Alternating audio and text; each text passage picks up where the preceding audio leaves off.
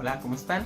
Pues espero que estén bien con esto de la contingencia, que estén tomando sus precauciones y que no estén saliendo. Yo soy Alejandro, soy coordinador de confirmaciones, me dicen Pollo. Soy uno de los encargados, ¿verdad?, de confirmaciones sábados, mejor conocidos como los monos. Soy uno de los monos. Y les quiero compartir el tema de misa. Ese tema está muy chido. Yo sé que hemos ido a alguna misa, a un bautizo o algo. Alguna vez hemos ido a una misa y tal vez no sabemos todos los significados o todas las cosas que implican el estar en misa, el cómo vivir realmente una misa o por qué hacemos las cosas. Entonces, en este momento pues vamos a tratar de especificar un poquito las cosas ahí para entenderlo mejor. Entonces, la misa empieza cuando el sacerdote entra al templo. Sí, en este momento el coro empieza a tocar y nosotros nos ponemos de pie. Entonces, en este momento el sacerdote, ya que empezó la misa, no es un sacerdote, es Cristo mismo. Yo te conozco. ¿De acuerdo? Él no representa o no figura ser, Él es Jesús en este momento. Entonces va y besa al altar, es lo primero que hace.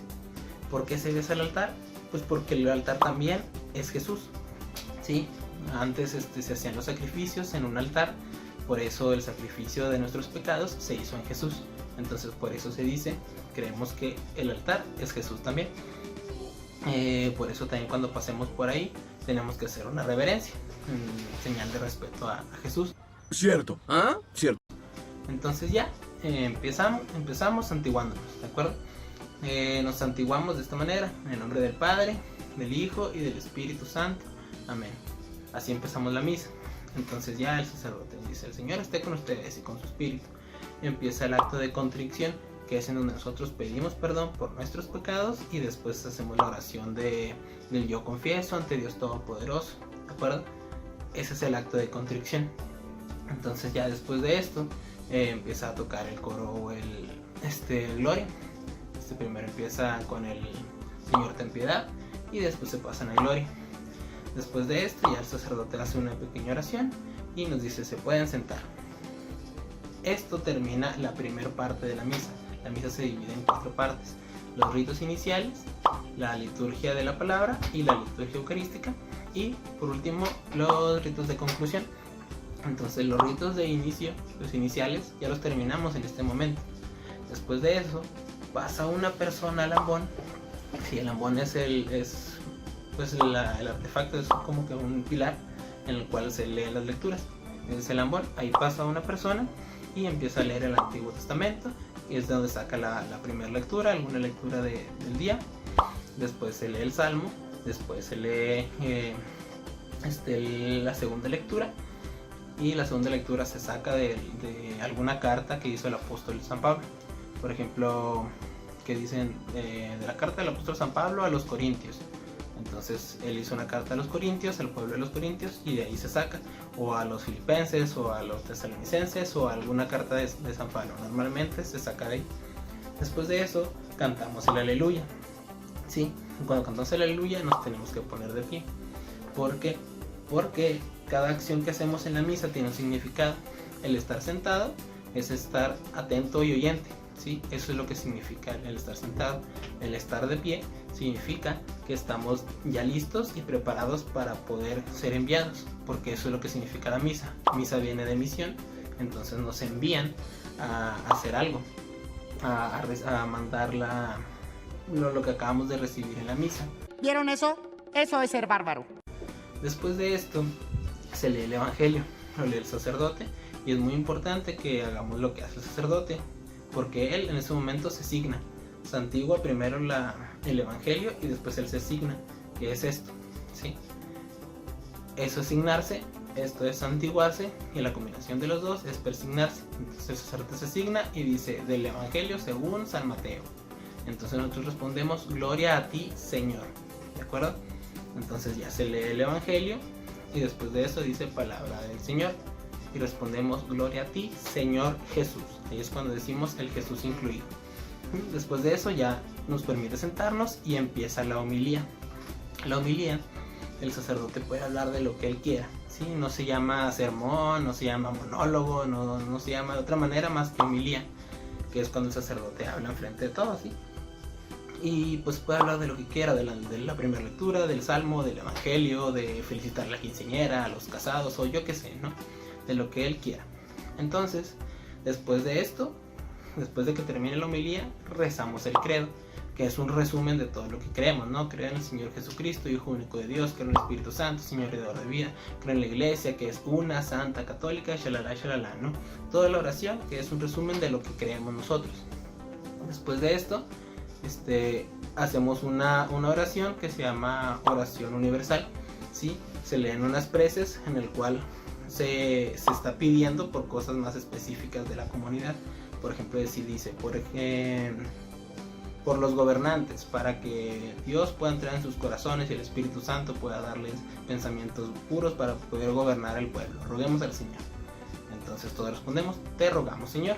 Todas esas oraciones son parte de la oración universal. Y después de eso, el sacerdote hace una oración y ya dice que podemos tomar asiento. En este momento se terminó la liturgia de la palabra, ¿de acuerdo? Se acabó ahí la liturgia de la palabra y empieza la liturgia eucarística. ¿Con qué empieza? Con las ofrendas, que es cuando nosotros estamos ahí de que nos dan una canastita y tenemos que pasar o andamos buscando el billete de 500 para echarlo ahí. Este momento se llama ofrendas, ¿sí? Si ponemos atención en el altar, el sacerdote está preparando los dones, es decir, el cuerpo y la sangre de Cristo para que se puedan convertir. Prepara el pan y el vino, ¿sí? Prepara el pan y también el vino lo hace con vino y una gotita de agua. Esto significa que está uniendo la divinidad y la humanidad de Cristo. También refleja de que el vino es Dios y la gotita de agua somos nosotros, es decir, que nos hacemos uno con Él en el altar. Vaya, no encuentro fallas en su lógica. Entonces, ya después de eso, dice, oremos, hermanos, para que este sacrificio mío y de ustedes sea agradable a Dios Padre Todopoderoso. En ese momento nos tenemos que poner de pie, ¿sí? Desde que empiezan las ofrendas es cuando empieza la liturgia eucarística, ¿ok? Entonces ya, empieza el sacerdote a decir ciertas cosas, a decir ciertas oraciones y nos lleva al santo, ¿sí? Empezamos a cantar el santo. Santo eres en verdad, Señor, fuente de toda santidad, charla. Y cantamos el Hosana al Señor en el cielo, ¿no? Entonces, cuando terminamos, dice su sacerdote, Santo eres en verdad, Señor, fuente de toda santidad. Por eso te pedimos que santifiques estos dones. El sacerdote siempre que está haciendo alguna plegaria está con las manos así, ¿sí? Muchas de las veces está con las manos así. En ese momento, él impone las manos sobre las especies que son el cuerpo y la sangre de Cristo para poder convertirlas, ¿sí? Sobre el pan y el vino. Entonces él impone las manos y en ese momento tenemos que hincarnos. Nos hincamos pues porque estamos haciendo una adoración, porque está a punto de suceder un milagro, que se van a convertir el cuerpo y sangre de Cristo. Entonces él consagra el cuerpo y sangre de Cristo. El pan deja de ser pan y se convierte en el cuerpo, y el vino deja de ser vino y se convierta en la sangre, ¿sí? Este proceso se llama transustanciación. ¿Por qué? Porque está cambiando de sustancia. Dejó de ser un pan y ahora es el cuerpo. Dejó de ser una sustancia y ahora es otra, ¿sí? Entonces en ese momento estamos hincados.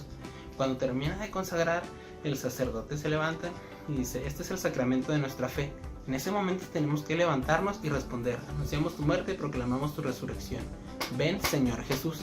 Esto es porque estamos haciendo alusión de que nosotros venimos de la muerte a la vida al momento de pararnos. Entonces esa frase la tenemos que decir de pie. Después de todo esto, pasamos al Padre Nuestro, ¿sí? Me estoy salteando mucho, pero estoy tratando de decir las partes como que más simbólicas para poder vivir mejor la misa. Pensar correcto es lo que hago. Entonces en el Padre Nuestro no es necesario que nos agarremos las manos, ¿de acuerdo? No es litúrgicamente lo ideal. Cada quien con sus manos así. Obviamente si te la dan pues no seas gacho, si dásela, no pasa nada, pero lo ideal es que cada quien tenga sus manos con las suyas, no con la de los demás. Después de esto se da la paz. La paz no se le va y se le da a tu abuelita que está sentada hasta en la esquina, o a tu primo, o al compadre, o yo qué sé. Se le da únicamente a las personas que están a nuestro alrededor, frente, atrás, izquierda, derecha, y se acabó, para no generar tanto escándalo. Se deja de dar la paz cuando el sacerdote hace algo que se llama fracción del pan. Es decir, que él fracciona el pan, pues parte la Eucaristía en 3 pedazos. Una de ellas la deja de caer en la copa, en el cáliz, para que se pueda hacer la unión del cuerpo y sangre de Cristo. Entonces, en ese momento que él empieza a fraccionar la Eucaristía, nosotros tenemos que dejar de darnos la paz, y el coro empieza a cantar el Cordero de Dios, que no es nada más que un responsorio. El Cordero de Dios que quita el pecado del mundo, ten piedad de nosotros. Se dice 2 veces, y a la tercera se dice, danos la paz. Cordero de Dios que quitas el pecado del mundo, danos la paz. Después de eso, el sacerdote levanta ya fraccionada la Eucaristía, ¿sí? Levanta fraccionada la Eucaristía y nos dice, este es el Cordero de Dios que quita el pecado del mundo. Dichosos nosotros que hemos sido invitados a la cena del Señor. Entonces respondemos, Señor, yo no soy digno de que entres en mi casa, pero una palabra tuya bastará para sanarme. Después de esto, el sacerdote comulga y nos dan a comulgar a nosotros, ¿sí?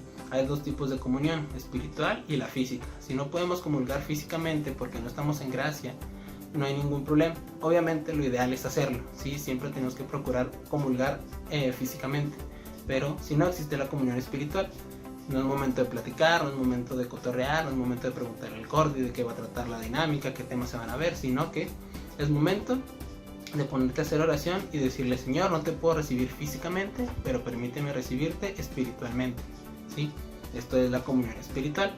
Después de esto, el sacerdote purifica todo lo que se utilizó para consagrar, porque no se limpia, no está sucio, porque es el cuerpo de Cristo. Entonces por eso se dice que se purifica. Después de eso, ya tomamos asiento y con eso se da por terminada la liturgia eucarística.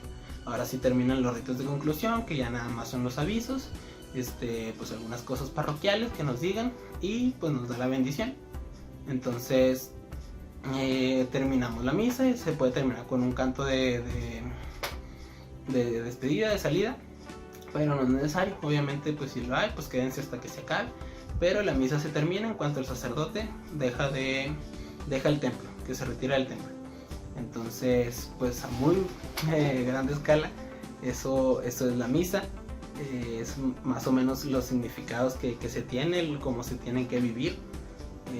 Y pues espero que ahorita en esto de la contingencia, que no podemos salir y no podemos asistir a un templo a recibir la misa, la podamos ver en la tele. También es válido y podemos hacer la comunión espiritual, escuchar las lecturas y hacer cada uno de los gestos que se hace normalmente en misa. Si está el evangelio, nos ponemos de pie o nos sentamos cuando tenemos que sentarnos, nos hincamos en la consagración.